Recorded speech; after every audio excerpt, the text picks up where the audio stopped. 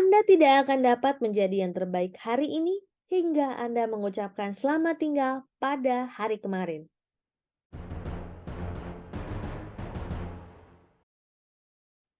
Pay Forward, mengubah kegagalan menjadi batu loncatan, by John C. Maxwell. Bab ketujuh, bagian keempat. Apakah masa lalu menyandera hidup Anda? Terobosan, alternatif terhadap kehancuran. Setiap kesulitan besar yang Anda hadapi dalam hidup ini adalah persimpangan. Andalah yang memilih jalan mana yang akan Anda ambil menuju kehancuran atau terobosan.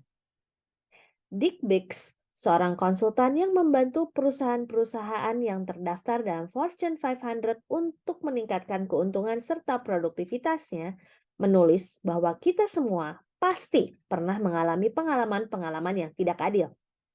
Akibatnya, ada orang yang hanya hidup dengan mentalitas berhenti mengambil tindakan. Ia melanjutkan, salah satu guru terbaik dalam bidang keuletan adalah titik balik dalam hidup Anda. Bersiaplah untuk mengalami 3 hingga 9 titik balik atau perubahan besar dalam hidup Anda. Transisi-transisi ini mungkin merupakan pengalaman yang menyenangkan atau tidak menyenangkan, seperti kehilangan pekerjaan, perceraian, kemunduran dalam bidang keuangan, masalah kesehatan, dan kematian orang yang dikasihi.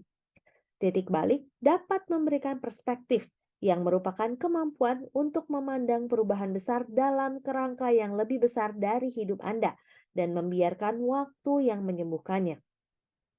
Dengan belajar dari titik balik yang Anda alami, Anda dapat tumbuh dengan tingkatan yang lebih mendalam dalam karir maupun hidup Anda. Jika Anda telah sangat terluka, mulailah dengan mengakui semua kepedihan dan duka yang mungkin Anda alami. Lalu ampunilah orang-orang yang terlibat, termasuk diri sendiri jika perlu. Dengan demikian, Anda akan terbantu untuk maju terus. Jika Anda tidak dapat melakukannya sendiri, mintalah bantuan profesional. Saya paham bahwa mungkin sangat sulit untuk melalui proses ini, namun Anda pasti bisa. Pikirkan saja, mungkin hari inilah saatnya Anda mengubah luka-luka di masa lalu Anda menjadi terobosan untuk masa depan. Jangan biarkan apapun dari masa lalu menyandera Anda. Sebuah impian memanggil ke timur. Suster Frances Cabrini adalah seseorang yang selalu pergi tanpa membawa banyak barang bawaan. Pada bulan Maret tahun 1889, ketika biarawati berusia 38 tahun itu turun dari perahu di Pulau Ellis, ia memikirkan tugas yang ada di depannya. Membantu mendirikan sebuah yayasan yatim piatu, sekolah, serta biara kesusaran di New York City. Sekalipun banyak mengalami persoalan, ia tidak dipusingkan oleh karenanya.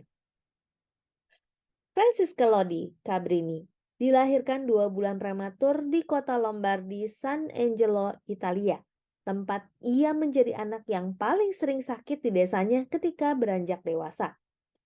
Di usia 6 tahun, ia memutuskan untuk menjadi misionari di Cina. Namun orang-orang mengejek impiannya. Mana mungkin pusat misionari menerima gadis yang sakit-sakitan? Ejek kakaknya, Rosa. Di usia 12 tahun, ia bersumpah menjaga kesuciannya. Dan ketika ia mencapai usia minimum yaitu 18 tahun, ia mendaftarkan diri di Daughters of the Sacred Heart Convent. Namun akhirnya ia ditolak karena mudah jatuh sakit. Penolakan tidak membuat Cabrini menyerah dalam mengejar impiannya untuk menjadi misionari di Asia. Ia mulai melakukan apa yang dapat dilakukannya di desa kecil miliknya untuk membangun kekuatan dan membuktikan harga dirinya. Ia mengajar anak-anak di lingkungan tempat tinggalnya. Ia merawat orang-orang lanjut usia di desanya. Ketika wabah cacar melanda desa itu, ia merawat keluarga serta teman-temannya hingga ia sendiri akhirnya sakit. Setelah pulih, ia kembali mendaftarkan diri di biara kesusaran dan ia kembali ditolak. Setelah 6 tahun, Cabrini akhirnya diterima di ordo tersebut. Ia pikir Lompatan itu akan membawanya selangkah lebih dekat untuk mencapai impiannya melayani Cina. Namun ia malah mengalami banyak kemunduran lagi. Kedua orang tuanya meninggal tahun itu. Lalu ia ditugaskan untuk mengajar di sekolah setempat, bukan di luar negeri. Ketika ia mendaftarkan diri ke organisasi lainnya yang khusus bekerja di Asia, ia ditolak. Tidak lama kemudian, ia ditugaskan untuk mengawasi sebuah rumah yatim piatu kecil di Kodonyo, sebuah kota kecil tidak lebih dari 80 kilometer dari rumahnya. Ia melewatkan 6 tahun yang penuh frustrasi di sana, sebelum akhirnya yayasan yatim piatu itu tutup.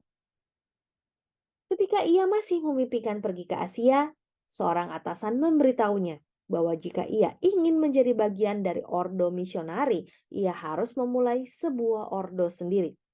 Maka itulah yang dilakukannya. Dengan bantuan setengah lusin gadis dari panti asuhan tersebut, ia mendirikan Missionary Sister of the Sacred Heart pada tahun 1880. Selama 8 tahun berikutnya, ia membangun ordo tersebut, mendirikan yayasan-yayasan di Milan, Roma, serta kota-kota lain di Italia.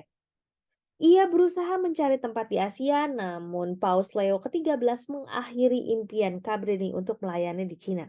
Kata sang paus kepadanya, "Jangan ke timur, lebih baik ke barat. Anda akan menemukan ladang yang sangat luas di Amerika Serikat." Ia harus membantu menjalankan sebuah rumah yatim piatu, sekolah, dan biara kesusaran di New York City.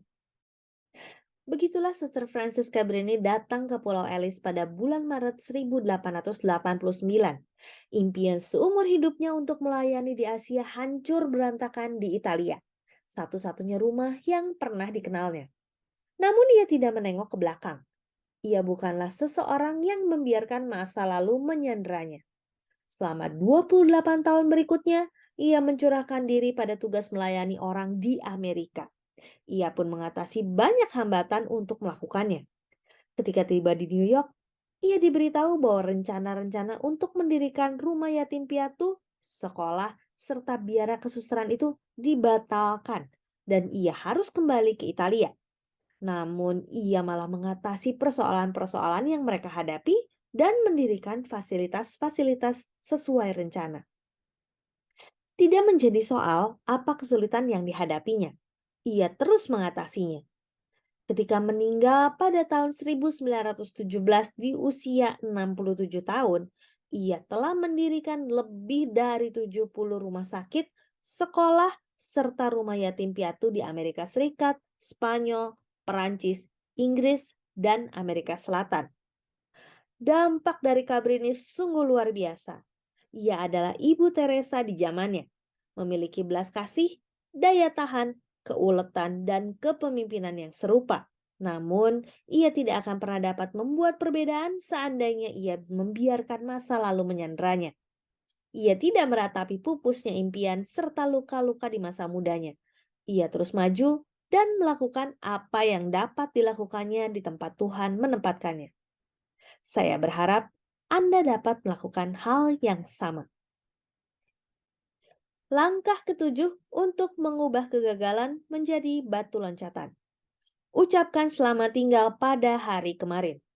Agar dapat maju hari ini, Anda harus belajar mengucapkan selamat tinggal pada luka, tragedi, serta beban di hari kemarin. Anda tidak mungkin mengubah kegagalan menjadi batu loncatan sambil membangun monumen untuk terus mengingat persoalan-persoalan di masa lalu. Luangkanlah waktu sekarang juga untuk menuliskan peristiwa-peristiwa negatif di masa lalu yang mungkin menyandera Anda. Untuk setiap hal yang Anda tuliskan, lakukan proses berikut. 1. Akuilah kepedihannya. 2. Rasakanlah duka citanya. 3. Ampunilah orangnya. 4. Ampunilah diri sendiri. Dan 5. Bertekadlah untuk melupakan peristiwa itu dan terus maju. Jika Anda menemui kesulitan karena masih dendam, bicaralah kepada Tuhan tentang masalah tersebut dan mintalah agar Ia membantu Anda melalui proses tersebut. Seberapa sulit pun hal ini, bertekunlah melaluinya. Anda tidak akan dapat menjadi yang terbaik hari ini hingga Anda mengucapkan selamat tinggal pada hari kemarin. Demikian Failing Forward bab ke-7 bagian keempat. Saya Roswita Anggraini, sampai jumpa di bab selanjutnya. Terima kasih.